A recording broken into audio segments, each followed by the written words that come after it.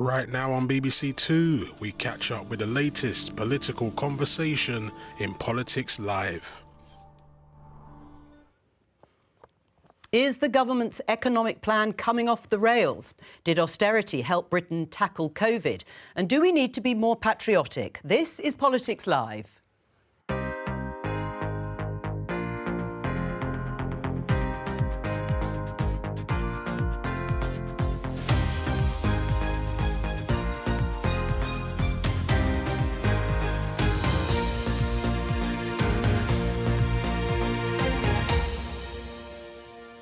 With me today, Conservative MP and Chairman of the Health Select Committee, Steve Brine, Labour MP and former Minister, Margaret Hodge, former Conservative Special Advisor, Salma Shah, and the Director of the think tank British Future, Sundar Katwala. Today, inflation in the UK remains stubbornly high. The government responds. Today's figures strengthen the case for the government to stick to its guns. No matter what the pressure from left, right or centre, we won't be pushed off course. It's likely to mean further pain for homeowners. We live hand to mouth, so we don't have any money left at the end of the month. And well, in fact, making ends meet is a struggle. It's likely to be the main focus at Prime Minister's Questions. We'll have that for you live at midday. Also today, did austerity make it harder to tackle COVID? If we had not had a clear plan to put the public finances on a sustainable path, then we would not have had the fiscal space to deal with the coronavirus pandemic when it hit. And our guest says patriotism can end our culture wars. So do we need more of this? Patriotism, fairness, a love of family. We love this country as you do. This is the country I grew up in.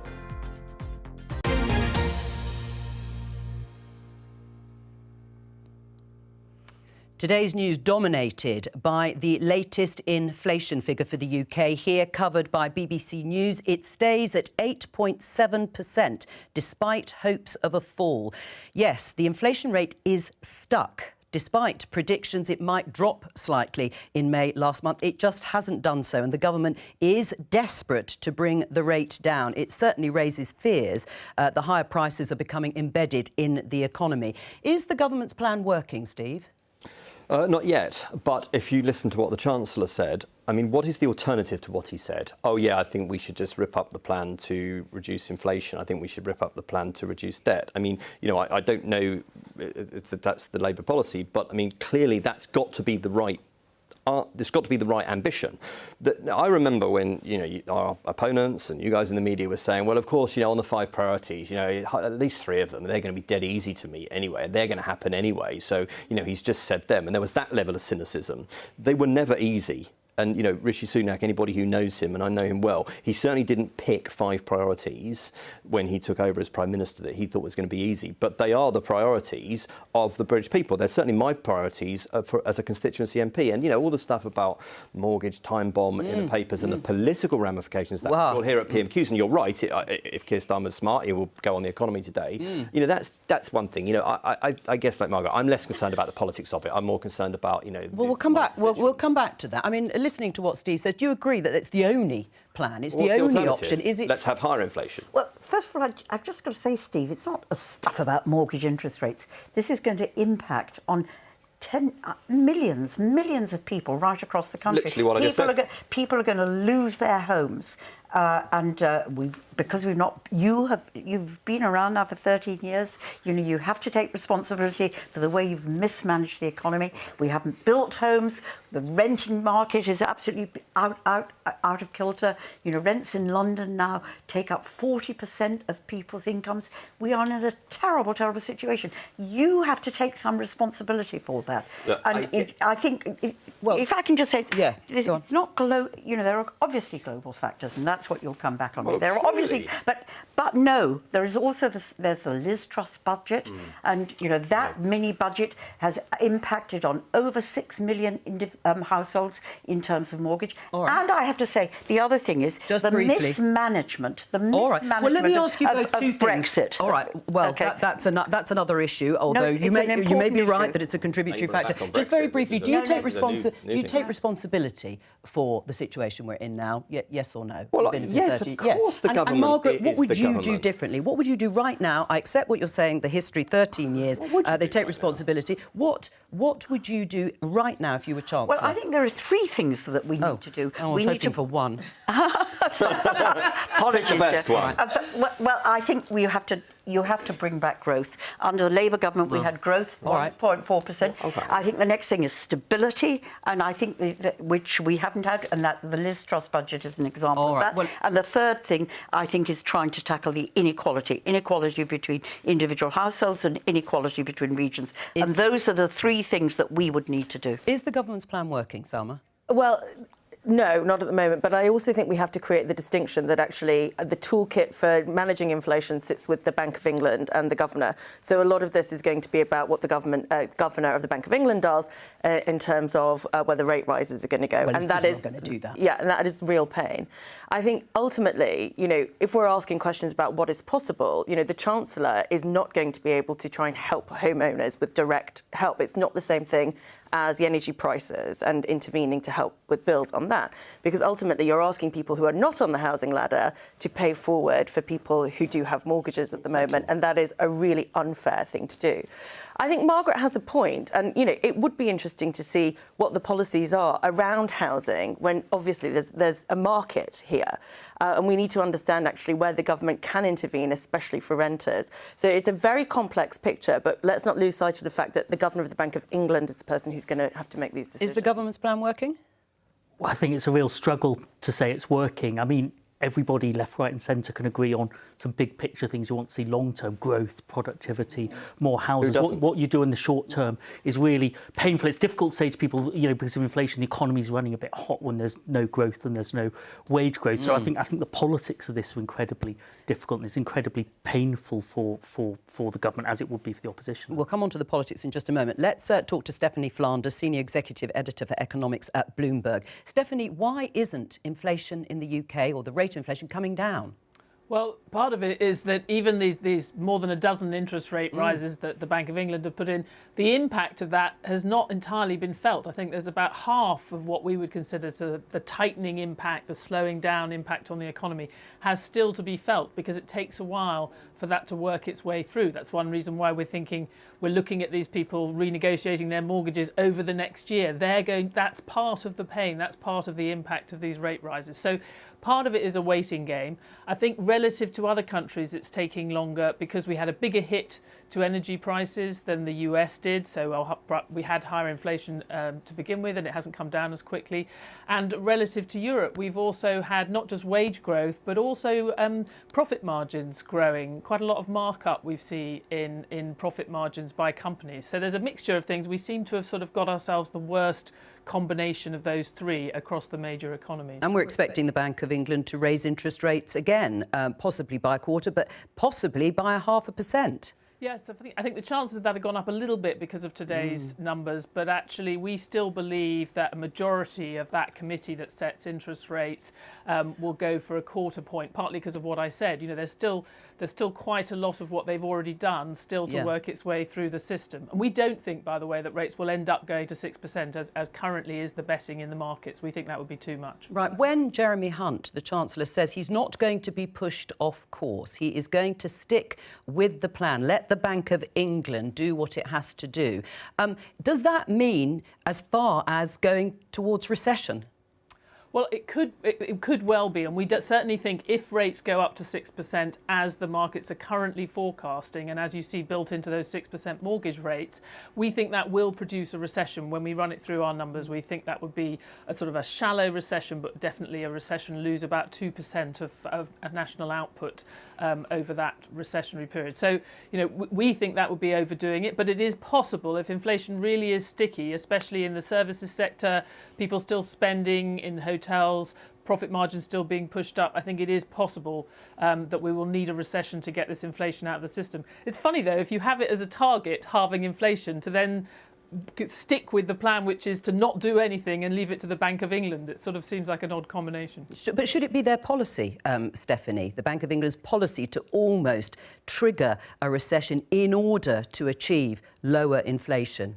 I think their policy, their target is only defined in terms of inflation, but they have in the past always weighed those two things. What's the greater harm? I think the feeling is, and that I think I agree with them on this, that over the long term, the greater harm comes from having inflation be built into the system, because in the end, that's going to be more painful for households for a longer period of time. Stephanie, stay with us if you can for the rest of the discussion. There are calls for Jeremy Hunt, the Chancellor, to give more support, direct support, to households with mortgages. This is what he had to say in response at the London Stock Exchange. We know there is enormous pressure for families with mortgages, and it's a really big deal for family finances. But the one thing that would not help those families is to step in with short-term support that meant that inflation stayed higher for longer and those mortgage rates stayed higher for longer. So I'm meeting the mortgage lenders later this week to ask what else can be done to relieve pressure in very difficult times, but we won't do anything that means that high inflation stays around for longer, because that is the root cause of the pressure they're facing. Do you agree? Do you agree with the Chancellor, Jeremy Hunt? Of course I do. So no support for mortgage holders? Well, look, no support. The autumn statement confirmed £94 billion worth of help, for families across a wide range of different parts of targeted help. So the idea that not reintroducing mortgage tax relief, which is what I think you're referring to, which Labour abolished in 2000, the Conservative MP has also that would be very untargeted. And and remember, many more people in this country rent than have a mortgage. Now, I think what's happened to rents? I think it's unfortunate that for the Labour Party to present this all as Tory failure, which I get why they're doing it, right? And yes, they're the opposition. In 2008, when the financial crash happened, when of course it was nothing to do with Gordon Brown and it was all to do with international factors, the Tory government, the Tory opposition then played the same game. Joe. I think that it's fairly, to quote the Sun's editor this morning, I think that's fairly juvenile, and I don't think it helps because Labour may well inherit the crown later on next year. So there is massive help that the government's putting in place, that Jeremy's putting in place. And just finally, Joe, we can't always turn to the government chequebook. As I've said on your programme before, the government doesn't have any money. It's always my constituents' money. And we've got into a place where we expect the government... We paid people's wages for the best part of 18 months. We can't now be paying people's mortgages, but there is a lot of help. Margaret, are you calling on the government? Would you, if Labour were in government, be wanting to have direct intervention to help people pay mortgages? What I'm saying is this is total... No, hang on a minute. What I'm actually saying is this idea, this is a total mismanagement of the economy over 13 years. Why has there been no growth over 13 years? Why have we now got the highest rise in food prices of any of the European... Because we have a war in Europe, Margaret. No, it's not. It's in part because of the war in Europe, but it is also because of the trust... No, don't tell me that's progress. We've always said that. It's also because of that appalling mini-budget, and it is also because it's not a question of being pro or anti-Brexit, but you managed Brexit so badly that we've got food inflation, we've got lack of staff shortages. That is a description of the current situation you're in. You're right, and food inflation is running really, really high, and some of this is domestic inflation. I mean, that's certainly what economists are saying. External factors, yes, but some of it's domestic inflation. I still haven't heard if Labour, if you would advocate for direct help. Well, we're not there at the moment. When we come, we will come in. The Tories have lost their reputation for being good stewards of the economy. We will come in. We will have a terrible situation to overrun. You want me to say to you today what we do? I think the priorities are stability. I've said it to people. Stability, so we don't have these ridiculous budgets like we had under Liz Truss. I think it's growth. We've got to get growth in the economy, and Rachel Reeves has articulated that really well. And then I think we have to tackle the inequality between regions and between families, and that's the way. And on housing, what I would do immediately is introduce better security of tenure for people in the rented housing market, and I would start building homes. So we have failed to build homes. We've failed and levelling up. Pardon? So you want to see stability and growth and levelling up. Well, what political I don't want party to see levelling up because levelling up is a meaningless concept which hasn't delivered anything. All right, let me come to Summer and Sunda. In level down communities don't think it's Steve is very firmly in support of the government's policy in order to tackle inflation. Leave it to the Bank of England to say what's the political price that may be paid in seats like Steve's, where people will feel that pain of interest rates continuing to go up. And they'll blame, as Margaret says, the Conservative government for the direct economic pain they're feeling. Is that going to be the price that's going to be paid by Tory MPs? I think they're going to have to accept that there is going to be a lot of disconcerted homeowners that are traditionally Conservative voters. I think the problem is that the trade-off here is about inflation. And if inflation gets worse, they're going to be punished by everybody rather than the cohort of mortgage owners. I think the best thing that the Chancellor can hope for is what he's planned already, which is asking banks and mortgage lenders to provide that forbearance and try and get over that short-term pain through this mechanism of getting the banks to be a little bit more generous with their customers, because ultimately direct mortgage support is going to go to bank profits. And if you do that, then it creates a bigger argument for a windfall tax, like Mrs Thatcher advocated on interest rates. Inflation, which is the best tax cut we could give. The fuel of inflation. Jo, you're so... Why have we got inflation? Oh, partly because we have a war in Europe, the breadbasket of the world, and they've pushed up energy prices through and no domestic the reasons. Roof. Of course, there are domestic reasons as well. I'm not sitting here pretending that it's nothing to do with us, Gov. But you are right. Interest rates were rising before Liz Truss became Prime Minister. I wasn't a supporter of Liz Truss. But I think it's fairly cheap to just blame it all on Liz Truss and Kwasi Kwarteng. I get why you do it. Well, the Bank of England governor did actually say, Andrew Bailey, that he thought the risk premium from the Liz Truss Kwasi Kwarteng period of time had been reversed to some extent, or in fact wholly. What about Labour pledging more support? Should they be coming out to say they would directly intervene, Sunda? No, I think there's a political pressure to do that, and I think it's not just the inflation argument about what it does to the economy, it's the fairness argument that you can't ask people who aren't mortgage owners to subsidise it. So all that a government can do, whichever party is, try and use its convening power, its nudging power, see if people get into difficulty, can they be given more stability, more help to fix something, to give people an opportunity. That's I think, the limits to what government can do for mortgage holders themselves. They can't just say, this is an electorally important group, let's subsidise them against something. And Jeremy is a very effective minister, very experienced minister, and when he sees the banks on Friday, he will be, I know, very persuasive with them about the flexibilities that they can offer around mortgage holidays, around moving people onto interest rate only. And if they're not compliant, then I can tell you now that there will be pressure from the backbenches for them to be encouraged a little bit more. Coerced or whatever you're saying. Well, let me bring Stephanie in at this point. Are these the sorts of options that are legitimately, of course, open to the Chancellor? I think there are options. I mean, if you compare it to the last time that interest rates were soaring and we had this kind of house price squeeze in the 90s, there was actually a higher proportion of households then who had mortgages, about 40%. Now it's 30%. You've got a higher proportion of people who already own their own homes, many of them possibly Tory voters, so that's probably playing into it. I think the only thing you can realistically do is try and introduce more flexibility at that sort of cliff edge. What other change is that people have fixed rates, which we have previously thought was quite a good thing because it cushioned the impact in the short term of interest rate rises, but then you get these leaps as we're now looking at people down the track of the next year, seeing a massive leap in their payments. And I think it's there that you might try and have more of a gradual negotiation with banks, force them to not just push people onto the higher rate immediately, encourage them to be giving the best possible options to households and maybe lifting some of the constraints. Currently, you have to show that someone can afford the higher interest rate. Well, a lot of banks are worried that their existing customers won't be able to go anywhere else because they will fail all those tests because they suddenly can't afford 6%, but they could afford 1.5 or 2. And they will then have people on their books who technically shouldn't have those mortgages. So I think it's that kind of area, which is, again, as much regulators as it is government, where you are going to need to put pressure on banks. Well, we're going to find out, no doubt, after the meeting that Steve has referred to between the Chancellor and the lenders and the banks. I mean, politically, again, Salma, you'll remember the phrase that David Cameron, when he became Prime Minister, wanted to move away from, which is, it has to be hurting to be working. It was John Major in 1995 trying to deal with similar economic problems.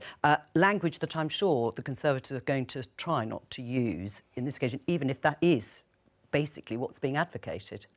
Well, yes, but this is about that transition. So as Stephanie said, you know, being able to understand where the impact of the rate rises are going to be on inflation further down the line has yet to be realised. And so understanding that there is a time period that they need to get through in order to perhaps realise lower inflation or slower inflation is going to be getting through this pain point. And so the language around it is going to be really critical, because the politics of this and making sure that people are feeling like there is an objective to get to is something that they need to focus on. I just want to bring it down to, you know, my constituents. I don't know. In my own constituency, there's been a 300% increase in the number of people going to food banks since the start of the pandemic. That's what inflation in food prices is doing to my constituents. As we go through the remortgaging, there are over 10,000 families in my constituency that will be paying £3,000 a year more, and these are not, you know, we're one of the poorer boroughs, poorer places in the country. They will be paying through. They will lose their homes, and there are things that could be done in relation to all the housing market. We were talking about earlier, some about providing greater security of tenure to people in private sector housing. That sort of stuff could happen immediately without any impact. And inflation is not something theoretical. Inflation is really impacting on you know, my constituents' lives and the country. But what you're talking about in terms of rental tenure is not going to have an impact on people paying mortgages right now. So it's they may be forced to move into rented accommodation because they can't afford their mortgages. So they may be forced to give up their houses because they can't afford the mortgage, and then we've got to see where they move into. But then you also have the impact of buy-to-let landlords that sort of boomed over the last 30 years. Who are now also cannot afford their mortgages and who are going to sell, which is actually going to reduce a lot of the stock. Well, maybe what we should do there is enable councils to buy those houses and use them to let to people. I don't think councils have money to buy that. I mean, is there an electoral price for you, Steve? I mean, you've been very firm in saying, no, we stick to this. But in your constituency, you haven't got a huge majority. It's going to be difficult for your constituents, isn't it? Look, I am mostly concerned about my constituents, not about my own neck. You know, we have very high property prices in a place like I represent, and of course people are quite heavily mortgaged up to meet those. You know, and what I found interesting about this debate over the last few weeks is that, you know, when Labour made the Bank of England independent, and they obviously stood outside government, but now there's been an awful lot of talk in the papers. No, 100%, and I still do. And the alternative to Jeremy, who I know incredibly well, was very involved in his leadership campaign twice. Didn't go so well, but anyway, I got him there in the end.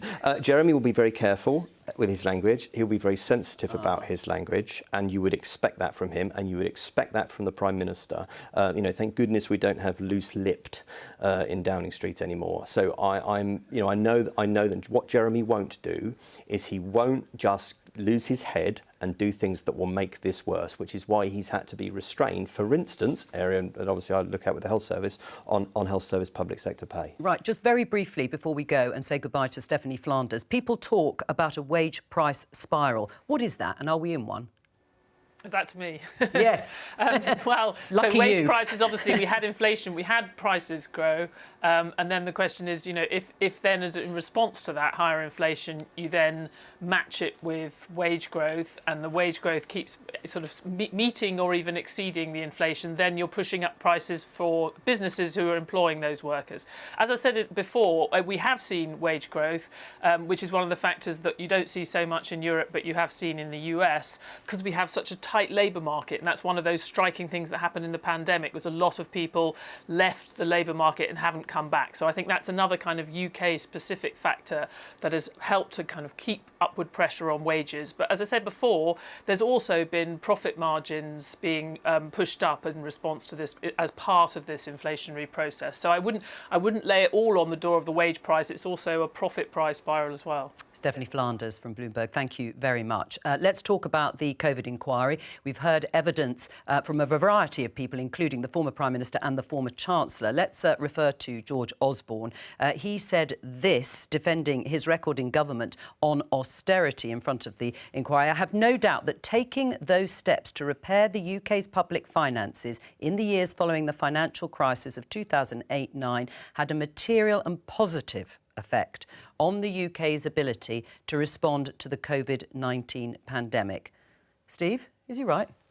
Of course he's right, that we were in a position to help people and pay people's wages for a significant period of time throughout the pandemic. If we hadn't fixed the public finances, we wouldn't have been in a position to do that. And, you know, nobody on the opposition benches was asking for us to spend less supporting. They were asking us to spend more around the self-employed, for instance. This is during the pandemic. So with George furlough. is right about that. Well, but then the wider questions, which I suspect you want to come on to, are around the public health, the clinical preparedness for a pandemic. Right. What do you make of that response, just broadly, from George Osborne?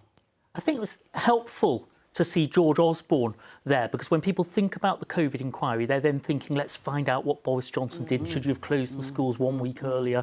Were you a day late on making that decision about Christmas? But if we're interested in the preparedness, we've got to get much broader there. What was the condition of the health service? What was the preparation like? It's the real challenge then for the COVID inquiry, because it's a massive event that affected everybody, and now it's got to be an inquiry into everything. It's an inquiry into austerity and its impact on health services and preparedness. So boiling all of that down is challenging. I mean, obviously, everyone's going to defend the specific decisions they made. The inquiry's got to sort of take a helicopter view above that for lessons for next time is what we're about, not a sort of history of the last 20 years. But do you accept his verdict that he got the UK's public finances in shape following the financial crisis, and that made us better prepared? I think the broader verdict on austerity we'll have to see historically there, but I think the health service pressures matter to the pandemic. I mean, Brexit is partly a result of the politics of austerity. I think there's something like a pandemic. It's like the Second World War, where if you're going to tell people they can't go to work, of course you need to do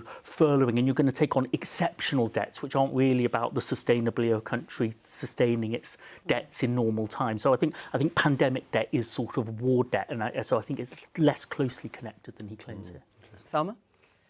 Well, yes, I agree with that, except for the fact that being able to borrow at certain rates, and now that we're seeing kind of global borrowing rates going up as well, I think getting the public finances just as a base, whatever may come, is an important thing to do.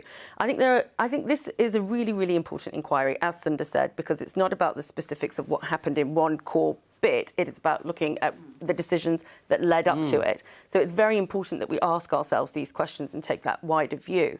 I think that ultimately, you know, Baroness Hallett and her team are going to have to give us a verdict on that, having gone through all the details, and not just about the austerity policy coming out from number 11, but also how that was applied in very complex structures like the NHS, and how those decisions were then taken by experts about how they were going to make the choices of what they were going to focus their preparedness on. Margaret? Well, let me just say, I do agree that it is important that both of them have said, Salma and Sunda have said, that we think about lockdown and its impact, and we've today got this. We'll come on to that. We've today got this report about the growth in eating disorders among young girls.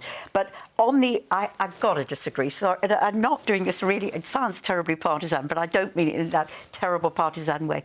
We went into the pandemic with the NHS in a terrible state. Fewer doctors, fewer nurses, fewer beds than all our European countries. 4 million people on the waiting list. And if you look, the Health Foundation is a bit of Health Foundation research, which I hope you're familiar with. If we were spending at the same rate as all our European partners on health, we would, over that period from 2010 to 2019, be spending £40 billion more on the NHS. To say that austerity didn't have an impact is just wrong. And then the final thing, Joe, I know you want to shut me up, but the final thing is on social care. You know, we said we had Matt Hancock saying that he was going to put a protective ring around care homes, and the austerity had an impact of that. And again, if I go to my own constituency, in those early days of when we were looking for PPE equipment, our care homes were going to schools to pick up the goggles that kids were using in science lessons, to use them as protective. Our care homes, they couldn't go out and get food for their people because of the constraints on let's pick up on your comments on the sort of health of the nation. I mean, Steve, you were a health minister. You've seen the submissions from your friend Jeremy Hunt from that time.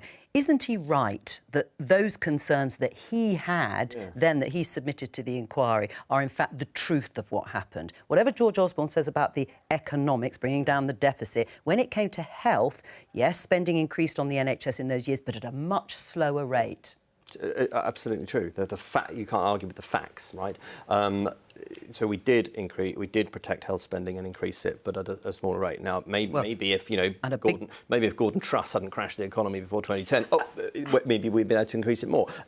I just can't get. You have to let it go. Steve, you can't say they crashed the economy. It was a global financial crisis. Okay, but let's move on. So there's no global factors now. We didn't protect health spending because we didn't protect health spending. I was a health minister and I was a public health minister. One of the reasons why we fared badly in the pandemic is because we are unhealthy as a nation. We are too big.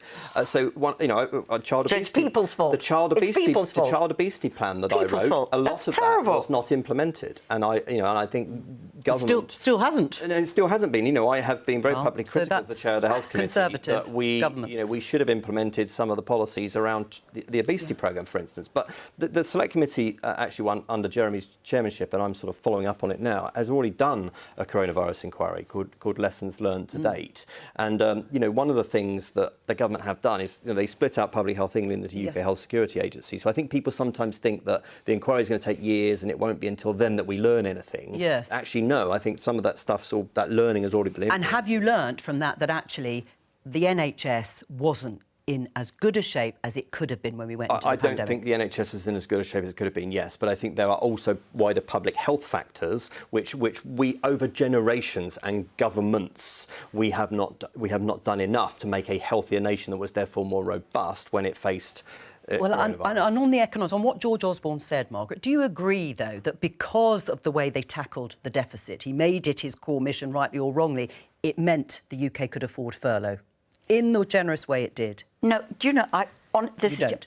No, let me just say, I think that history is going to actually say that Gordon Brown tackled the global crisis really well and stopped it being as bad as it could have been. And George Osborne's austerity created such damage to our economy, to our well-being, to division in our society, that it was a really bad policy. So I actually take it completely. Right. And then I'm not going to go back to the Liam Byrne. No. Let me just show Sundar and Salma this headline in the Daily Telegraph. Margaret referenced it. Lockdown damaged a generation, says former Chief Medical Officer. It's Dame Sally Davis. She was emotional as she told the COVID inquiry children are still suffering from the effects of national shutdowns. And I think you were referencing the rise in eating disorders. Do you think we're going to get to a point where there is a consensus that lockdowns weren't worth it?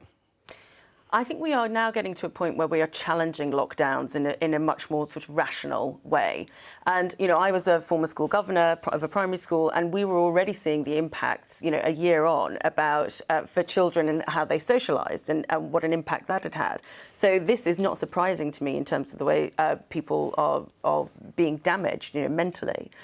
I think that if we are going to sort of learn anything from this, and let's just take it a step back from party political discussions that we're having over there. What is interesting is how all governments make decisions and how they actually go through that process, and this is really important to expose actually how are those decisions made and in what context and what kind of expertise is available. We were in an emergency situation. Everybody wanted to go to lockdown because they felt that this is the cleanest, quickest way of getting out of a pandemic. However, the trade-off was not clear. And I think this is really important for us to be able to make future decisions around pandemic planning. 95, 97% of us thought we had to do lockdowns. None of us wanted to. None of us liked it. I think we might have known at the time, we know in hindsight, we should have treated people differently when they were dying and when there were funerals. We could have had more leeway there. That was unnecessary. And closing schools should always have been a last resort. And it was a last resort. And there are long-term damages. But in the end, I think the costs of lockdown are partly the costs of having a pandemic that we had to get out of. So I'm sure there are lessons to learn about what to do about it, but I think you can rewrite history too far. Wanted it, obviously, but we had a novel coronavirus which we didn't know what it was, and we didn't know how to treat it. But you were a sceptic of further lockdowns, subsequent, weren't you? Yes. I'm not talking about the first one really, but the subsequent ones. Yeah, because I think I don't think the case was made in the House well enough by my ministers at the time, and I was very vocal on this programme about that. And, you know, in my personal life as well as in my constituency, you know, I'm seeing the mental health crisis among our children. You know, my wife works in early years, and you know, she's seen the children come through who've had no socialisation. Children learn through play, and they're getting to preschool, but a couple of years ago, and they hadn't had any socialisation, and that is going to have long-term impacts. And you know, the eating disorders that you rightly refer to, which we see as constituency MP cases, you know, the impact of this, I'm sorry to say, I think the impact of the pandemic, financially and socially, there is still as much to come as we've seen. But on lockdowns, I mean, it was. I mean, of course, it's impossible, isn't it? Yeah. We didn't know then what we know now. But listening, lockdown damaged a generation. It's quite an indictment on young people. The tragedy, I mean, I'm sorry to say, the tragedy was that it did damage a generation. Definitely. And I think, you know, particularly the children in school. And actually, I chair a university now, and we've got people there who are now facing disruption because of the industrial action in universities, who were locked down, who didn't do their GCSEs, who didn't do their A-levels. So you can go right the way through. I think one of the things that I'm afraid the government got wrong was they said they would invest both in mental health services and in support for children in schools after lockdown to try and deal with some of the trauma that particularly kids and the younger generation did. They didn't do that. And it's really, if you look now at mental health services, and particularly for kids right the way through the education system, it's really tragic that they can't access the support they need, which would enable them to have the life chances they deserve. I don't want to frighten people. You know, I met with Claire MacDonald, who runs Children's Health Services at NHS England just last week. You know, we are ahead of schedule in terms of putting those mental health workers into schools, and that's a very good thing because the anxiety time bomb is ticking in schools, and we are seeing it now with our young people. So there is support there, but you know, there is huge waiting list for formal CAM services, undoubtedly. But it's the low-level anxiety and mental health challenges that I'm seeing. We've got Prime Minister's questions coming up in about 7 or 8 minutes' time. Let's talk about your book, the one you've just written, How to Be a Patriot, Why Love of Country Can End Our Very British Culture War. Why do you think being a patriot is a unifying, or all of us being more patriotic will be unifying? Well, it sounds counterintuitive. Everyone in politics knows that identity can divide us, whether it's Brexit, Scotland, you know, wokeness, culture wars on every front. I'm saying as it gets more difficult, actually, we've got to work harder at getting it right. It won't be enough to say, let's avoid those issues. We all love the NHS, don't we? We've actually got to work on those issues, look for the forms of patriotism that can say that the political divides might be really important, might be really big issues. They don't define us as a country. And it will help to have politicians who want to do that, but we can all make our own contribution. So love of country, how would that be demonstrated? Well, I think it's how you feel. I don't want to tell anybody how to be patriotic if they don't, you know, I don't want them to perform at the last night's proms they don't feel like. It's a very personal book as well. I grew up, you know, went to school in the 70s and 80s, you know, but dad from India, mum from Ireland. I felt Britain get easier for people like me in terms of the overt racism I saw at football, the opening up of public life. I mean, I left university, there'd never been a black or Asian government minister in this country. And so change can happen very, very quickly. Younger people don't believe that story. They haven't felt a sense of progress in these more polarised times. So I'd like us to get back on track, really, about a country that can disagree about things and make progress. And we haven't been doing that very well. You feel very confident, you sound very confident about it. I mean, is it, without being rude, an age thing as well, a little bit? It's a generational thing, because I was part of a generation that saw an advance. I think younger people have got higher expectations. They're like saying to me, Sundar, people aren't throwing bananas. You set a very low bar there. You know, we want to progress in our time. It's the 75th anniversary of Windrush this week. You know, enormous progress across those generations. But young people are saying we haven't got fairness and equality yet. Can we have debate about substantive causes, not trivia, where we make constructive progress instead of just always arguing about the language or, you know, the people we don't like, that we don't talk to? We've got to find meaningful contact about these big, potentially divisive issues. You're nodding there. Do we need to be more patriotic? Well, as a Conservative, I think, you know, I'm all for a bit of flag waving. And actually, I've got to say, you know, I've spoken to Sundar about these issues for years. And when I was in the Communities Department, we were working on an integration green paper. I didn't quite get to announce it or put it out. But I think what's really interesting about what Sundar's saying is that, you know, patriotism doesn't have to be at these two sort of ends, which is either really jingoistic or incredibly sort of embarrassing and ironic. And there is this middle ground. And like him, I grew up in the 80s and 90s, and there has been a huge amount of progress. Yes, there's still more to do. But a point of pride is, we have, the Conservative Party has delivered an ethnic minority Prime Minister and great officers of state that BAME. And that's a great point of pride for me. Right. Do you think it's important politically for politicians to state it? We use the examples in the headlines there of both Rishi Sunak and Keir Starmer, or should it be less about telling and just more about feeling it? I think it's important to state it. Can I just... Personally, I'm probably the only one that wasn't born in Britain here, around the table today. So I'm an immigrant, and my parents had to flee two countries for persecution or fear of persecution. And my dad, throughout his life, was always grateful to Britain for welcoming us as immigrants and allowing us to become British. We came here as stateless. But the other thing I wanted to say, Joe, is I fought the BNP in 2010. It's some time ago now. But the right tried to capture the concept of patriotism to create division and hatred. And I think it's really important. I don't think it's a Conservative issue. I think it's a cross-party issue. I think, actually, I hope we agree on this one here today. I think we should all actually capture patriotism with diversity and recognising our history as a force for creating social cohesion. And we should celebrate 75 years of the NHS. We should celebrate the coronation, all those things that bring us together. So I see patriotism as a way of embedding social cohesion. Not has the left. I mean, do you think the left has had a problem with being overt about it or being explicit about it? Well, I think under Jeremy Corbyn we'd never have done it, but thank God we've got rid of him. And I think under Keir Starmer I genuinely think I did it in Barking, and I do it in Barking today. And I think it's a way in which you bring people together. We're more than our individual. It's what unites us, and so patriotism is a good thing. Can it be dangerous in language terms, not patriotism, but the way sometimes policies like the illegal migration bill, the language used around the small boats issue, where people are saying these things are Suella Braverman, saying they're at odds with British values.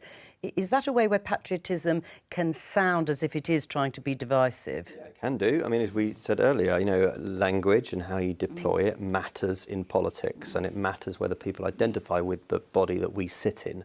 I mean, look at the backdrop behind you. The Union Jack is flying above the great buildings of government today and every day, and rightly so. I mean, I represent Winchester, former capital of England, a very patriotic place, and what an outpouring of patriotism we saw in recent months with our loss of our late Queen, and then of course the coronation of the King. And I think that institution is a really great part of our country, and that brings us together. But whether you are, whichever way you sit on the political spectrum, or even if you're a royalist or not, you can see that you can respect that institution. Well, I was going to say, because do you have to subscribe to all the sort of classic, if you like, institutions in order to be a patriot? It's a liberal democracy, so you can be patriotic and want your country to change. You can be patriotic and think it would be better if it was a republic, but if you can't persuade most people, you won't get there. So every party has to find its own way. I mean, the left has been successful not very often in this country. When it's been successful, it was its most patriotic and its most successful in 1945, because it was coming out of a wartime experience. It had an argument about patriotism and identity in the 60s, in the 1990s. So nobody's ever governed a country without feeling at ease with its symbols. That's a challenge for the left, or at ease with the country it wants to govern. And if the right starts... Blair was a good example of that, wasn't it? But if the right starts preferring the Britain of 70 years ago to the Britain of today, it won't be successful. If you want to govern a country, but you're telling the country that it's rubbish, don't be surprised if they don't vote for you. Well, let's just show you inside the House of Commons chamber. Northern Ireland Minister Steve Baker looking up because Rishi Sunak, he's there. He was notably absent, wasn't he, Steve, on Monday night for the Privileges Committee report. Should he have been there? It's a matter for him as the Member of Parliament for Richmond, North Yorkshire. It was a matter for the House of Commons. I was there representing the people of Winchester, and I get it. Some of them would have taken a different view to me, but my view was that we had to support the Privileges Committee because it was about supporting the House and about supporting democracy. Should he state his view on that report today? Because the vote's gone through. It was overwhelmingly in supportive of the findings. Should he now, from a leadership perspective, as Prime Minister... I don't tell him what he should do. If he's I know you do, but if he's would you asked like... the question today, and I think Keir Starmer will be bonkers to go back to that today, then he'll have an opportunity, and in a couple of minutes you'll find out. Yeah, indeed he will. Should he ask Keir Starmer, would you like to hear Rishi Sunak say anything, or is it gone? I would like to hear Rishi Sunak, and I agree with Steve. I think the vote on Monday was about more than the Privileges Committee. It was about defence of Parliament, and it was defence of democracy. All right. I think Rishi should give us leadership on that. Well, let's hear. Number one, Mr. Speaker. Mr. Speaker, this morning I opened the Ukraine Recovery Conference alongside President Zelensky. The aim of the conference is to secure a resilient economic future for Ukraine. And as we mark the 75th anniversary of the arrival of the Empire Windrush tomorrow, I'm sure the whole House will celebrate the contribution of the Windrush generation who have done so much to build the Britain that we cherish today. And, Mr. Speaker, this Armed Forces Week, we thank them for all they do to keep our country safe. This morning I had meetings with ministerial colleagues and others. In addition to my duties in this House, I shall have further such meetings later today. Patricia Gibson. Thank you, Mr. Speaker. As inflation continues to outstrip pay awards, and tomorrow we expect to see the 13th consecutive rise in interest rates, will the Prime Minister tell the House by how much living standards have fallen during his 8 months in office? Well, Mr. Speaker, I've always been very clear. Inflation is putting pressure on family budgets, and that's why the UK government has taken decisive action to support families through this difficult time, including households in Scotland who are receiving considerable support, not just with their energy bills, but also the most vulnerable as well. Mark Benji. Thank you, Mr. Speaker. On this side of the House, we have got a proud record of supporting the nuclear industry, which is an essential part of achieving secure, low-carbon energy. I'm delighted that my right honourable friend, the Prime Minister, has given his backing to the next generation of nuclear reactors, including SMR and larger projects, and ask that he now commits to seeing the fuel for these projects manufactured in the UK. This will secure long-term high-skilled employment at key sites in the North West, like Springfields in my constituency, and a supply chain across the UK. Well, Mr. Speaker, we are preserving and strengthening the UK's nuclear fuel production capacity through our £75 million nuclear fuel fund. I know that Springfield Fuels in my honourable friend's constituency has benefited from £30 million of funding. And he's right to say that our domestic nuclear fuel sector has a critical role to play in supporting the UK's energy security and independence, and I know that he will continue to be a champion for the industry in this House. We now come to the Leader of the Opposition, Keir Starmer. Thank you, Mr. Speaker. Can I join the Prime Minister in his comments about the Windrush generation who've contributed so much to our country and to the armed forces in this week and all weeks? And Glenda Jackson's passing leaves a space in our cultural and political life that can never be filled. She played many roles with great distinction, passion and commitment. Academy Award-winning actor, campaigning Labour MP and an effective government minister. We will never see talent like hers again. Mr. Speaker, one of the Prime Minister's own MPs says Britain is facing a mortgage catastrophe. Does he agree with her? Mr. Speaker, can I start by joining the honourable gentleman in his tribute to Glenda Jackson? And Mr. Speaker, it's also right that we do support those with the mortgages, and this is why the absolute right economic priority is to halve inflation. Because inflation is what is driving interest rates up, inflation is what erodes people's savings and pushes up prices and ultimately makes them poorer. Now, this is why, a long time before I had this job, I highlighted the importance of tackling inflation. It's why that I said it is never easy to root out inflation, but we will take the difficult and responsible decisions to do so. It's an approach that the IMF has strongly endorsed in their words and describing our actions as decisive and responsible. Mr. Speaker, I realise the Prime Minister spent all week saying he doesn't want to influence anyone or anything. It was certainly keeping to that with his answer. He knows very well the cause of the mortgage catastrophe. 13 years of economic failure and a Tory kamikaze budget which crashed the economy and put mortgages through the roof. So will the Prime Minister tell us how much the Tory mortgage penalty is going to cost the average homeowner? Well, Mr. Speaker, as ever, the honourable gentleman isn't aware of the global macroeconomic situation. But let me do. But substantively,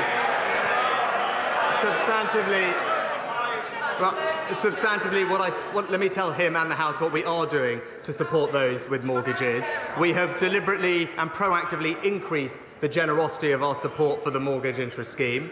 We've also established a new FCA communal duty which will protect people with mortgages, for example, moving them onto interest-only mortgages or lengthening mortgage terms. And we have spent tens of billions of pounds supporting people with the cost of living, particularly the most vulnerable. But that is the difference between us, Mr. Speaker. While he is always focused on the politics, we are actually just getting on and doing the job. Let's test that, because the question he refuses to answer, he actually knows the answer to this question, is £2,900 extra. That's the cost to the average family of the Tory mortgage penalty.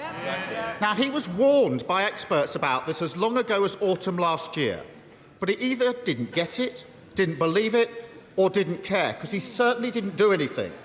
And when I raised this a couple of months ago, he had the gall to stand at that dispatch box and say he was delivering for homeowners. How is an extra £2,900 a year on repayment delivering for homeowners? Well, so, Mr. Speaker, now let's just look at the facts. Let's look at the facts, because he talks about interest rates. Perhaps the honourable gentleman could explain why interest rates are at similar levels in the United States, in Canada, in Australia and New Zealand, why they're at the highest level in Europe that they've been for 2 decades, Mr. Speaker. That's why it's important that we have a plan to reduce inflation. But in contrast, what do we hear from the honourable gentleman? He wants to borrow an extra £28 billion a year. That would make the situation worse. He wants to ban new supplies of energy from the North Sea. That would make the situation worse. And he wants to give in to unions' unaffordable pay demands. That would make the situation worse. Mr. Speaker, he doesn't have many policies, but the few that he does have all have the same thing in common. They're dangerous, inflationary, and working people would pay the price.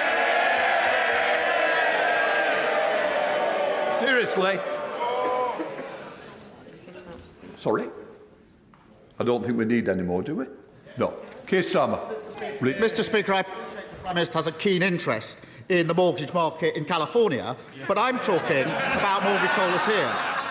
And whilst his government is consumed in law-breaking, chaos and division, working people are paying the price. This morning, I spoke to James in Selby. He's a police officer, working hard to keep people safe every day. The Tory mortgage penalty is going to cost him and his family £400 more each and every month.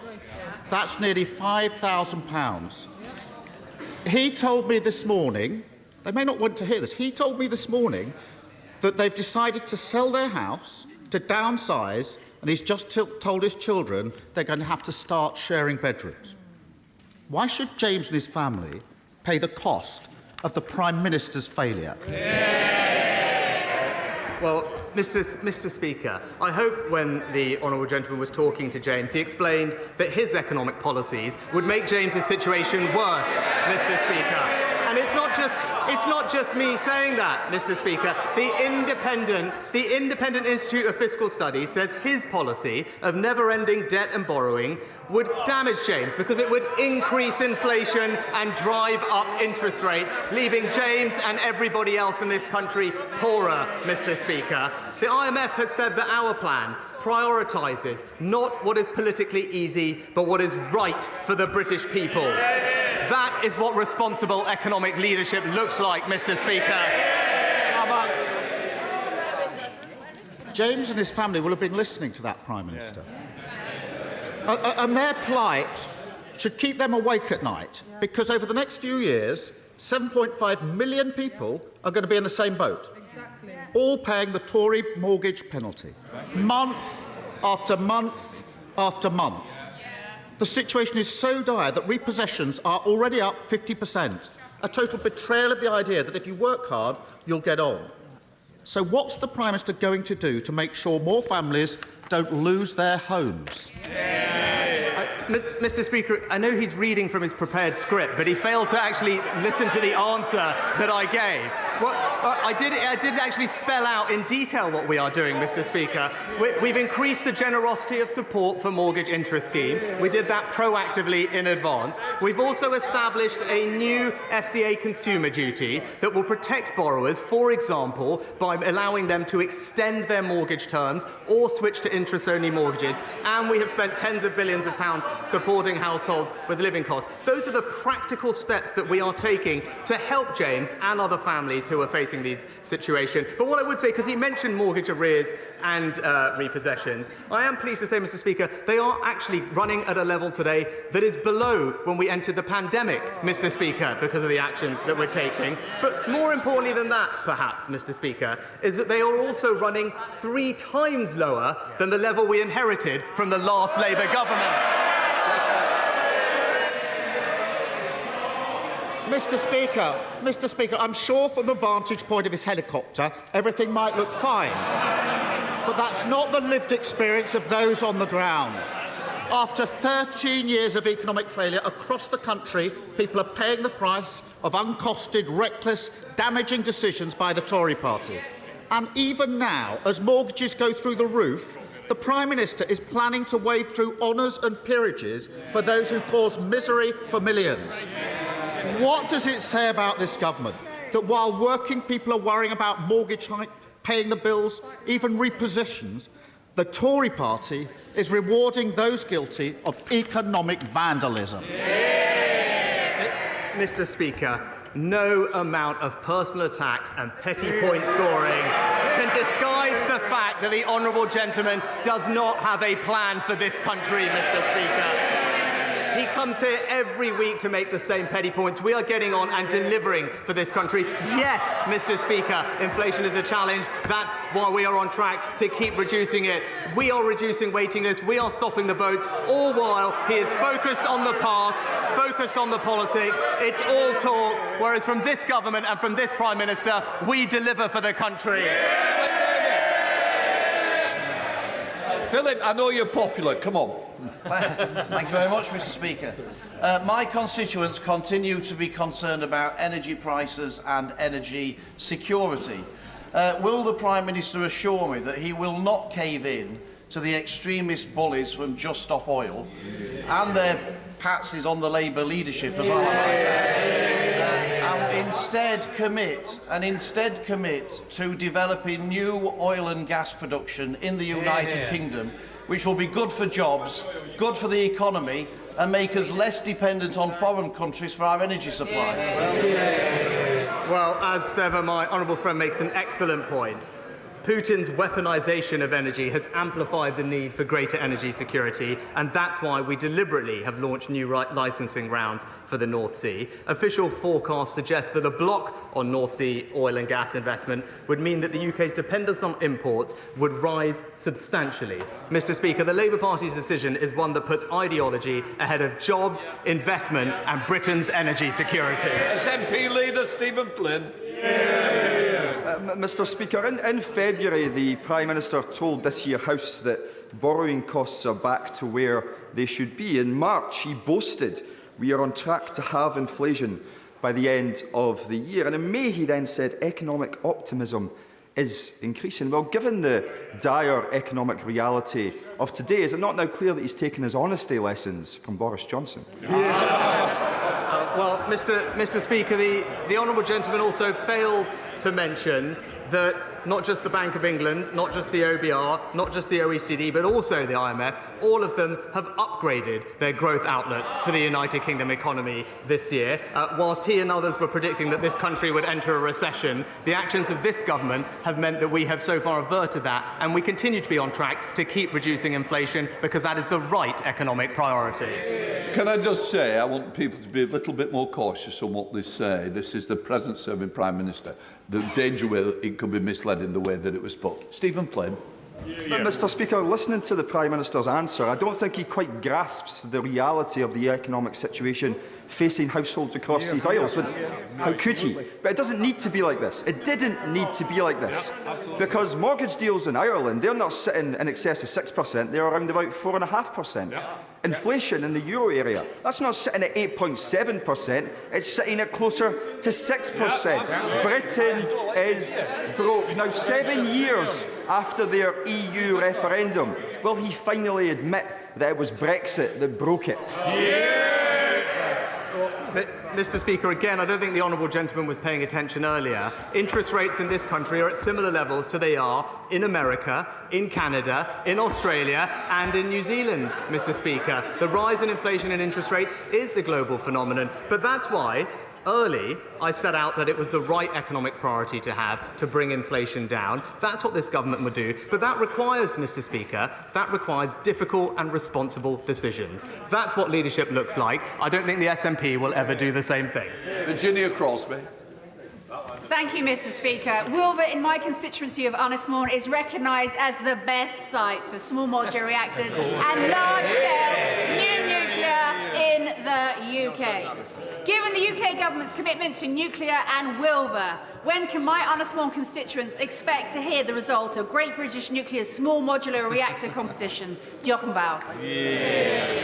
Well, Mr. Speaker, there'll be no greater champion for this technology and her community than my honourable friend. My understanding is that the first stage of market engagement is already underway. The expectation is that the down selection process will be launched this summer with an ambition to assess and decide on the leading technologies this autumn. The competition will be open, judicious, fair and robust, and I express all my confidence that we will select the best technology for the United Kingdom. Anxious welcoming it. Right, Stephen Furry. 4 months after the very welcome Windsor Framework, there is still no restored Northern Ireland Executive or Assembly, and we are facing an unprecedented budget crisis. This situation is untenable. It's getting worse every day, and the government approach seems to be to wait to see if something happens rather than leading from the front. So can the Prime Minister confirm that he's willing to work with the Northern Ireland parties on a financial package for a restored executive, and also will he work more closely with the Irish government to try to drive a process, including putting reform with institutions on the agenda, so that those who want to govern Northern Ireland can do so? Mr. Speaker, can I thank the honourable gentleman for his engagement with me and the government during this process. I share his frustration, and our focus remains on delivering for the people of Northern Ireland, who expect and deserve their locally elected decision makers to address the issues that matter to them most. I thank him for his kind words about the Windsor Framework and how it allows us to move forward. And for many years we have recognised the challenges particularly facing Northern Ireland, and that's why we've provided over £7 billion of funding on top of the Barnett Block grant since 2014. I can assure him that my right honourable friend, the Northern Ireland Secretary, remains in close contact with all the parties in Northern Ireland to clarify what more is needed so that we can restore the conditions for executive formation. Dr. Liam Fox. Thank you, Mr. Speaker. Since 2016, cumulative growth in Italy has been 4%, in Germany has been 5.5%, in the UK has been 6.8%. In May last year, British exports to the European Union were not just the highest since Brexit, but since records began. The UK had the highest growth of any G7 country in both 2021 and 2022. The Eurozone is currently in recession. We are not. Is it not time we heard more good news talking Britain up? Well, my right honourable friend is quite right to highlight the improvement in our economic outlook, and he's right to highlight the good positive news showing the strength in the underlying economy. And I know that he joins with me in saying that our economic priority right now must be to continue to bear down on inflation. But while we do that, we are putting the conditions in place to grow this economy. And as he said, unlike the party opposite, we won't talk Britain down, we will grow the country's jobs. Thank you much, Mr. Speaker. Last night was another fantastic night at Hampden, a real tonic during tough times for Tartan Army and Scotland more widely. However, whilst English and Welsh fans could watch their national teams for free on Channel 4 and S4C, only a small fraction of Scots could watch the match, with many unable to afford the subscription to Viaplay, particularly during this cost of living crisis. So, does he agree with me that this is inherently unfair? And will he ask the DCMS Secretary to meet with me to discuss how we fix this situation? Well, can I join with my honourable friend in his comments about the match and let him know that I know the Culture Secretary is engaging with him and others on this particular topic, and I'll make sure that she gets back to him. Anne-Marie Morris. Speaker, in December last year, Link conducted some research on cash acceptance. Their research found that nearly half, 45% of people, have been somewhere where cash has not been accepted or has been discouraged, and 49% said being unable or being discouraged to pay in cash was inconvenient. Will the Prime Minister look again at the Financial Services and Markets Bill when it comes back from the other place and ensure that any entity providing a public service directly to the public and involving payments or a charge must accept cash? Well, Mr. Speaker, we know that cash continues to be used by millions of people, particularly those in vulnerable groups, and that's why the Financial Service and Markets Bill will, for the first ever time, protect people's access to cash in UK law. The bill also supports businesses to continue to accept cash by ensuring reasonable access to deposit facilities. But as technology and consumer behaviour changes, it is right that organisations themselves should be able to choose the forms of payment that they will accept. Meg Hillier. Thank you, Mr. Speaker. Does the Prime Minister believe that the reward for being a lawbreaker should be to be made a lawmaker? Mr. Speaker, there is, as we discussed last week, a well-established process of vetting for all peerages, and I, in keeping with the convention followed by Prime Ministers of both parties, have followed the same process. Thank you, Mr. Speaker. Wiltshire leads the world in agri-tech, the farming increases in productivity that are going to feed the world's growing population without wrecking the environment. I welcome what the government has done in this space, particularly in gene editing, only possible because of Brexit, of course. Will my right honourable friend acknowledge the work of Wiltshire farmers and tech entrepreneurs, particularly James Dyson, but there are many more? Does he agree with me this is one of the key opportunities for our country to become a high-wage, high-skill, high-tech economy? Mr. Speaker, when it comes to agri-tech, we are among the best in the world, with fantastic research bodies, businesses and pioneering farmers and growers, and I join my honourable friend in paying tribute to all of them.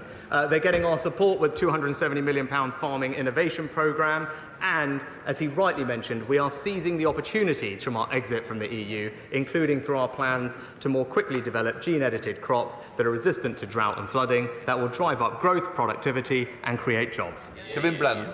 Thank you, Mr. Speaker. So just to recap, during this Parliament we've had one Tory Prime Minister who turned out to be a proven liar, a second Tory Prime Minister who was outlasted by a lettuce. After this week's pathetic no-show by the Prime Minister, what one word would he use to describe himself? Might it be weak? Mr.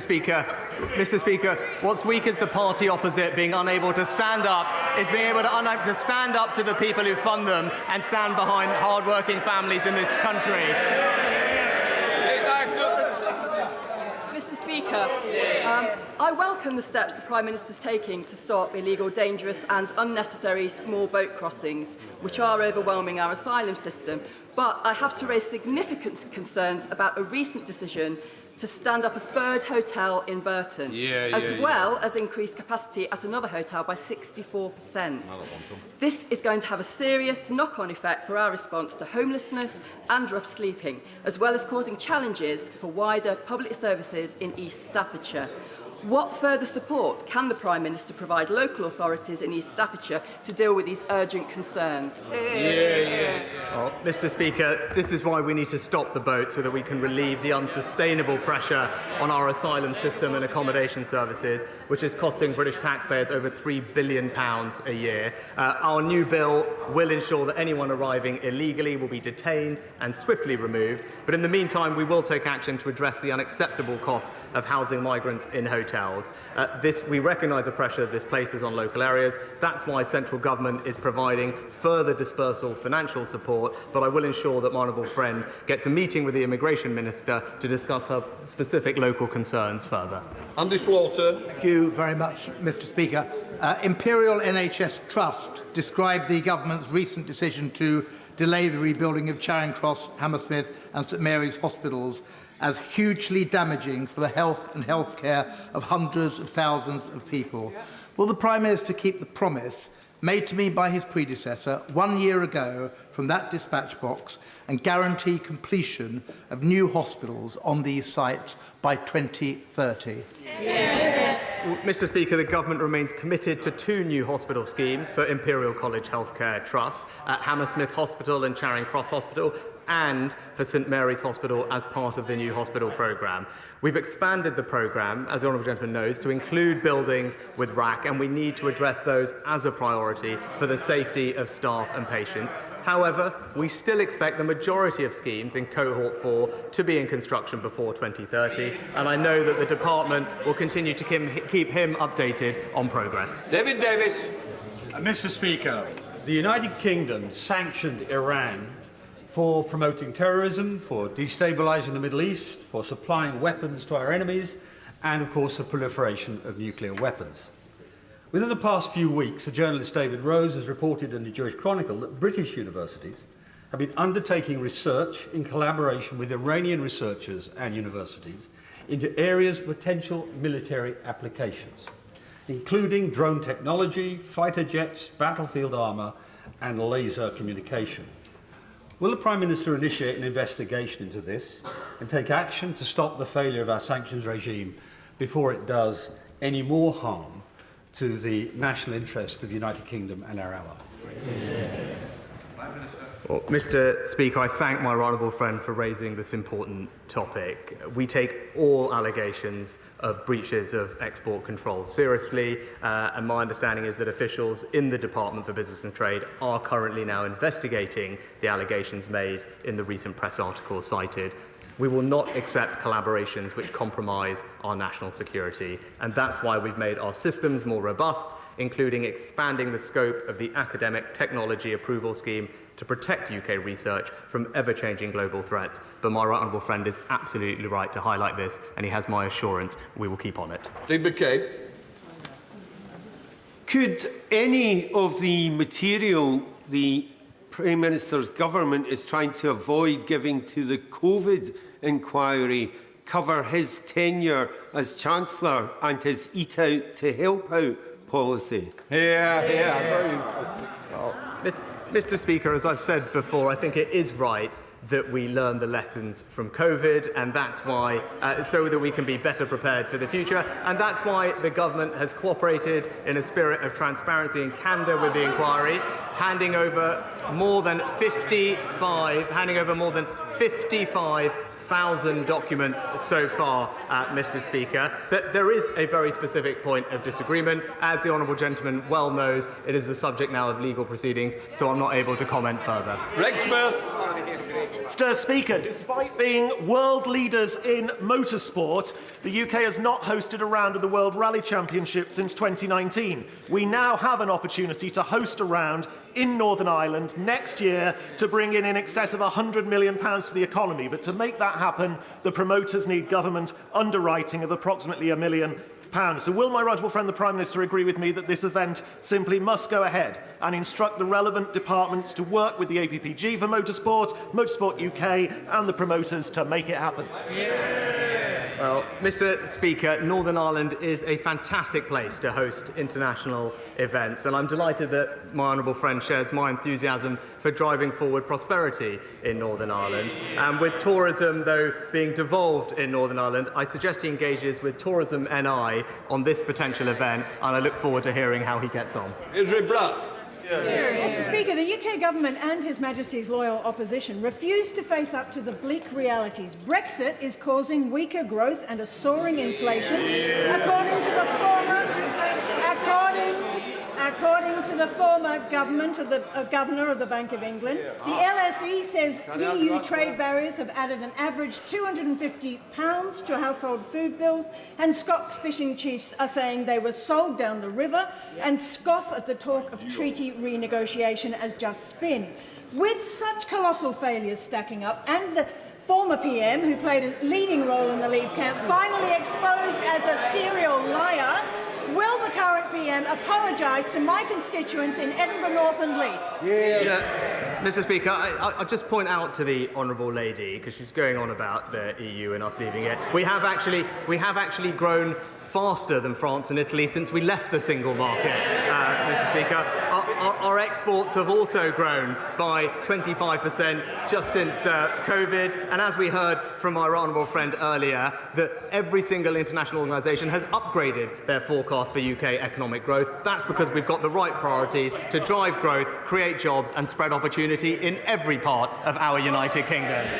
Thank you, Mr. Speaker. Hospices across the UK provide quality but also compassionate care to people at the end of their lives, such as Mountbatten Hospice in my constituency, who looked after my office manager Sue Hall when she passed away in March. That's why I and her son-in-law, Miles Rogers, will be skydiving to raise money on Saturday, and we've raised £6,000 so far. The Prime Minister should feel free to donate to the campaign. He will send his best wishes to all hospice workers across the United Kingdom. Well, can I join with my honourable friend in first of all wishing, I think it was Miles, good luck this weekend as he raises money, but also join him in paying tribute to all our incredible hospice volunteers and workers across the country. They do a fantastic job in all our constituencies at a very difficult time for families' lives, and we all owe them an enormous amount of thanks. Tim Farrell. Half of us, sadly, will get cancer at some point during our lives. And half of those with cancer will need radiotherapy treatment. Yet 3.5 million people in this country live in radiotherapy deserts where they don't have close access to the treatment, including my constituency, where my patients living in Westmoreland have to travel 3-hour round trips every day to get life-saving treatment. So would the Prime Minister back our proposal for a satellite radiotherapy unit at Westmoreland General Hospital in Kendal, and also help support all the other members living in the radiotherapy deserts to bring radiotherapy close to their communities too? Well, Mr. Speaker, I know, like the honourable gentleman, that access to healthcare in rural areas is particularly important given the distances that our rural constituents have to drive. That's why we remain committed to expanding the range of diagnostic services that are available through our proposal to roll out community diagnostic centres. And I think the record-breaking capital budget that we have in the NHS at the moment is delivering that, and I look forward to the department engaging with him on his plans for his local area. Thank you, Mr. Speaker. As the Bank of England are raising interest rates to try to stem spending and therefore preventing inflation being baked into the economy, the same can't be said for those with savings accounts. Would it not be good for people to be encouraged and incentivised to save more? And would my right honourable friend and the Chancellor talk to the industry and encourage them or impel them to actually give a good deal to savers too? Can I thank my honourable friend, because she raises an excellent point. It is vitally important that savers are treated fairly and the markets are functioning as competitively as we'd expect them to be. I'm pleased to tell her that my honourable friend the Chancellor is meeting with the industry and the banks this Friday to discuss the matter that she's raised, and we'll make sure that she and everyone else gets an update after that. Completes Prime Minister's questions. I'll let the Chamber clear. And that brings us to the end, as the Speaker, Lindsay Hoyle, has just said, to the end of this week's session of Prime Minister's Questions. It was really difficult for Rishi Sunak, really under pressure over the latest rate of inflation, the fact that it's stuck at 8.7%, and 24 hours before the Bank of England is most likely to raise interest rates again. I think it's the 13th consecutive time that will happen. And Keir Starmer, the Labour leader, pressed that bruise with his questions to the Prime Minister. Let me introduce our guest for this part of Politics Live. For the government, Andrew Mitchell, a Foreign Office Minister, Alison McGovern for Labour Shadow Employment. Welcome to both of you. And Nick Eardley, the BBC's chief political correspondent. What did you make of it and the way Rishi Sunak, a former Chancellor, of course, handled it? I think it was difficult for Rishi Sunak because he staked so much of his leadership on getting inflation down, but we've got a pretty good preview there of what I think the general election campaign is going to look like. Labour are going to blame the government, and the phrase you heard Keir Starmer use over and over was the Tory mortgage penalty. They are going to use that time and time again, and the counter-argument from the government or from the Conservatives is going to be, well, your plans are worse and they'd make inflation even worse. None of it sounds very optimistic, though. It all sounds a bit like you'd do a worse job than us, rather than we're doing a good job. One of the priorities, the 5 missions, pledges, whatever you want to call it, of Rishi Sunak has been to halve inflation by the end of the year. Do you think you're going to do that? I very much hope we are, and of course it is the critical thing. If you're worried, as so many of our constituents, and we are worried about the level of mortgage rates, you've got to get inflation down. Inflation is the thief that comes in the night. It steals the value of your savings, and it's got to be eroded. I'm sufficiently old to remember the last time inflation was endemic in this country, and I never want to go back to that. So tackling inflation, which Rishi is determined to do, is the right thing to do, and it got up to 11%. It's now down at 8%. He is determined to drive it down. It's hugging 9%, and it hasn't moved. It was predicted to come down. It is stubbornly staying higher than the Eurozone, higher than America, despite the fact that we've all shared those global factors. If the government doesn't get inflation down, never mind by halving it, but if it doesn't get it down significantly by the end of the year, do you think politically that's it? You'll lose the next election? No, I think we will get it down. And the fact that it is stubbornly entrenched makes it all the more important that we do get it down. We're determined to do it. We're doing the right things to do that, and we're also doing the right things to try and help people with the pressures which this inflation is delivering. Alison? I thought Prime Minister's question there was a bit bizarre in that Rishi Sunak's claiming that he's tackling inflation on the very day that we found out that, as you say, Joe, that it's stuck. Now, the Bank of England independently sets interest rates. That's absolutely right. It's not a decision for politicians anymore. But there are some structural things that we know can help. France has a participation rate, people working in the economy, higher than us, and it's recovered better than after the pandemic. Our employment rate hasn't properly recovered after the pandemic, and I think we could be doing much more, particularly in those areas that still have problems with unemployment, to get people into work and to get people in work better jobs so they can use their skills in a better way to make our economy much more productive. Those are the things that can help tackle inflation in the medium term. And I think but what about the government could what be about helping in the short term? The government could be helping the Bank of England much more than they are by having a better plan for growth for our economy, and that's what Labour would do. What about in the short term? What about now? Would you intervene? Would you intervene to help people with mortgages, because interest rates are probably going to go up again tomorrow, possibly by as much as 0.5%? So we're not in government right now. That's why my job today is to hold Jeremy Hunt to account for what he said. He said he's going to meet the banks. I want to know, what's he going to ask of them? How is this going to get real help to people? I want to know that the things that they're going to ask the FCA or others to do are actually going to help people. That's my job today. But if Labour are in government tomorrow, we're not going to be, sadly, because there isn't a general election tomorrow, but if we were, I know that Rachel Reeves and Pat McFadden would go into the Treasury and their priority would be, first, stability. Do nothing that adds to this problem. Second, put people's personal financial circumstances right at the top of the agenda. Rachel's talked about the everyday economy for years, trying to make sure that people do better. Because after 13 years, people are asking themselves, I've had a Tory government 13 years, do I feel better off? And I think we all know what the answer to that question is. Well, and that's the question that's going to be at the next election. Do you feel better off? Let me just show you this piece, Andrew, from your colleague Jonathan Gullis, another Conservative MP. We must look to Thatcher if we want to fix what he calls the mortgage crisis, because people's mortgage payments are going to continue to go up if they're coming off fixed-term deals, whether it's now or whether it's going to be in 6 months' time. Should there be an intervention, not just meeting the lenders, should there be a direct intervention? He is calling for tax relief for interest payments on mortgages. What we need to do in order to tackle the level of mortgage interest rate is to get inflation down. What Jonathan is talking about could be inflationary, so it might well not help with that. That's what you've got to do. And I agree with Alison on one point, which is that British productivity is too low and it's got to be driven up. But as I listened to the Prime Minister and to the Leader of the Opposition, I didn't hear from the Leader of the Opposition any different plans. And I think in the combination of Rishi Sunak and Jeremy Hunt, the country has running the economy two key people in whom they can have confidence, who are pursuing the right policies and will drive inflation down. How can you have confidence in somebody who hasn't even got the gumption to vote on an issue as important as the privileges report that we had on Monday? You know, that is so crucial. I was listening to Margaret Hodge earlier. It's crucial for our democracy. How can you have faith and confidence in somebody who can't even be bothered to turn up and vote on that? I just feel it's a dereliction of duty. You know, we had a really strong cross-party contribution from Penny Mordaunt. You know, I said in my speech, I agreed with Penny Mordaunt, I agreed with Theresa May, and even under those circumstances, the Prime Minister couldn't even be bothered to turn up and vote. Well, just on this, and let's go back then to the core issue, which I'm sure is critically important to both your constituents.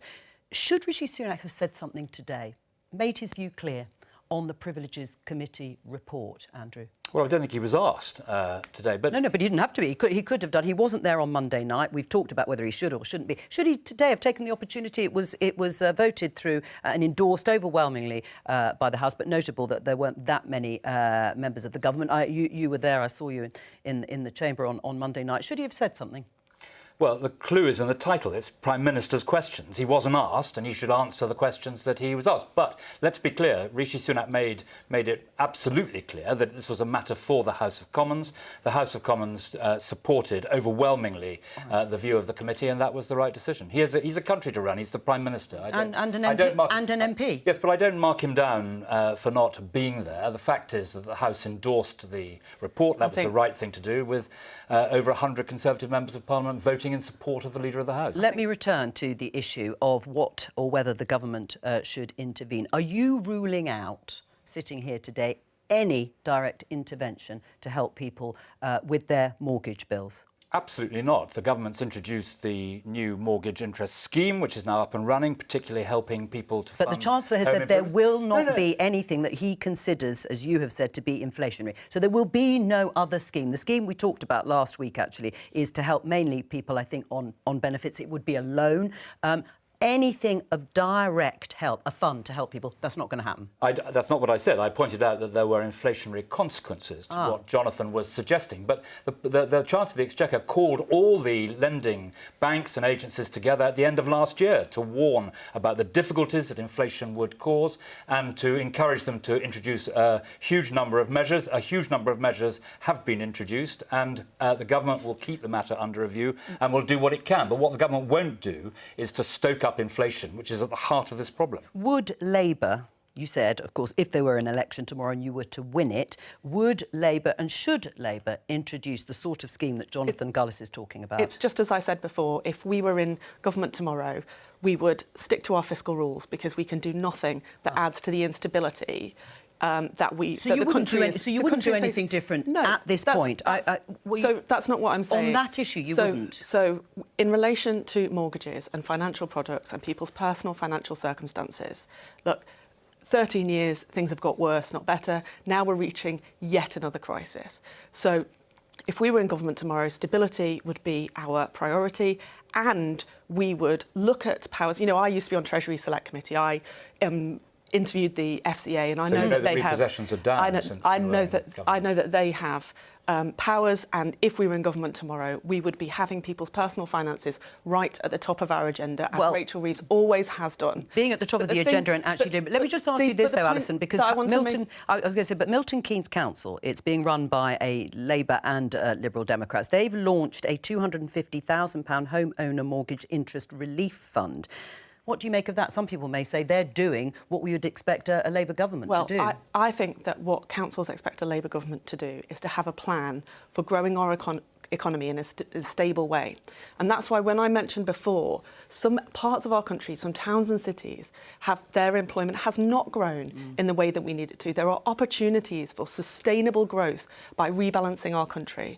So if we were in government tomorrow, I would, as Minister for Employment, hopefully, please, would be working with councils right across the country to say, how can we use the changing energy economy, the growing parts of our economy to create new jobs, bring people into work who've been left behind, and to make sure that people are able to have sustainable finances? Because you can do things today to make a difference, but we also need that plan for the future for every town and city in this country. Jonathan Gullis is one Conservative MP offering advice, referring to history. Lucy Allen in Telford is another. She says raising interest rates, which of course is up to the Bank of England, but it is the main tool for trying to bring down inflation, is not working, she says, as a strategy to control inflation. Most people are not mortgage holders, she's written recently, and if they are not immediately impacted by an increase in rates, so it has no impact on their spending. Those that do hold fixed-rate mortgages may not feel the impact for some months to come. Has she got a point?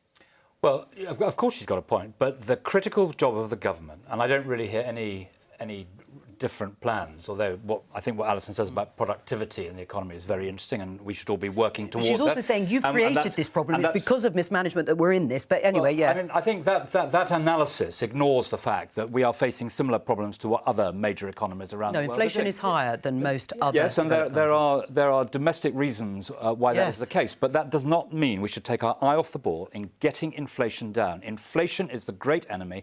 Getting inflation down, which we are determined to do, and I believe we will do successfully, is at the heart of resolving these problems. Is she wrong, though? Raising interest rates is not working as a strategy to control inflation. I mean, it's true. It's not working yet. Well, no, it is working, but it is hard. You know, those of us who remember, Joe, what it was like when we had inflation endemic in the economy before. We know how difficult it is. Yeah, and John Major said if it's not hurting, it's not working. It underlines the importance of beating inflation. There is nothing more important in running the economy at the moment if we want to get through to sunny uplands under a Conservative government again. But that is why the independent Bank of England will use its monetary policy tools to do what it needs to do. And as politicians, we should do our bit, which is to say, OK, which bits of other government policy can be deployed to make our economy more stable? That's why I'm banging on about the labour market. Which reveals to some extent that everyone is a bit hamstrung by the situation.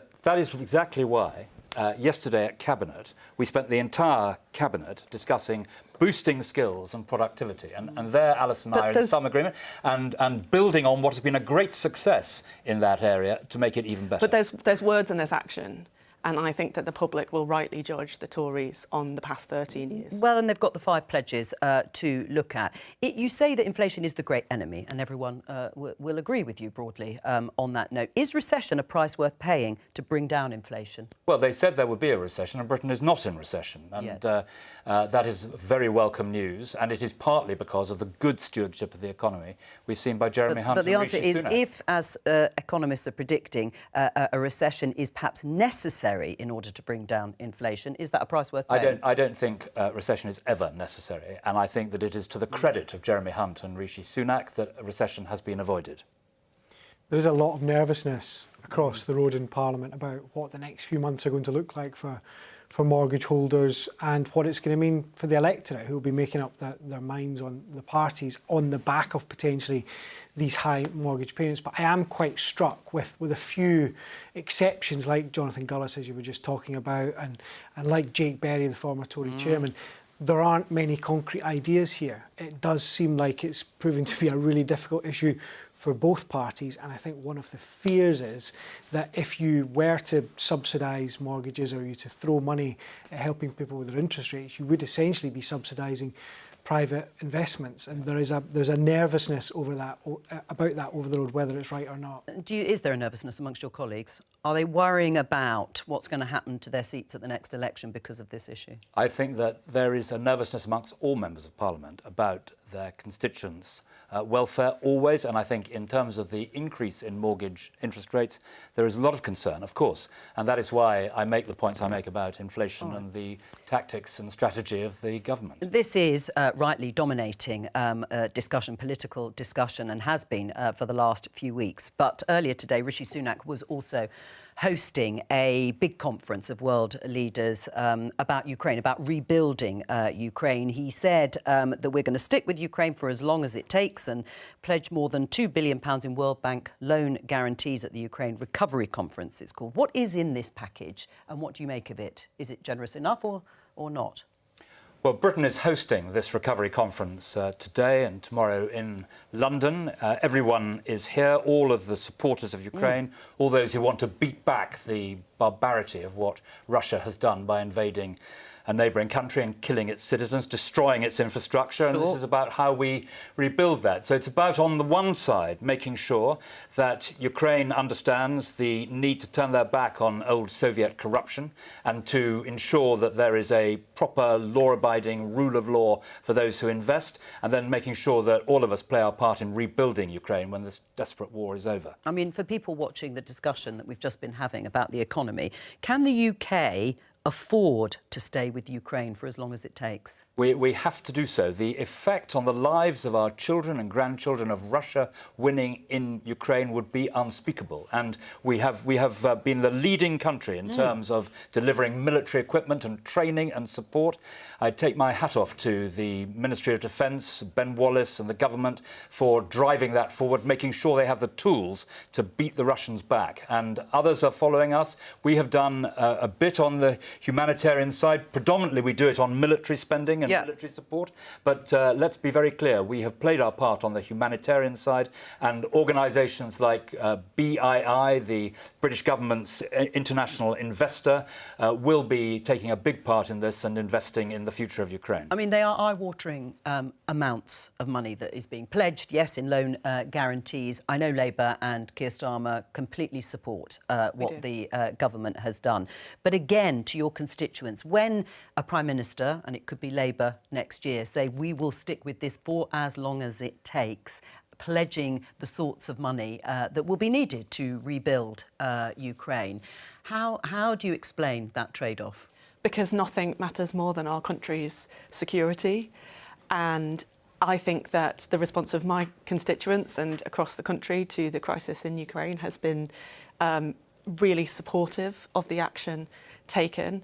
I think it's good to see a return to the UK playing a role with institutions like the World Bank, that multilateralism that the UK played such an important founding role in making sure that the risks that are inherent with the outbreak of war are attended to, not just obviously the security risks, but also the financial risks. And I think that, you know, we have historically played that role through the World Bank and those multilateral institutions, and I think it's good to see us stepping up to the plate. And territorially, militarily, we've talked about the economics and the finances in rebuilding Ukraine.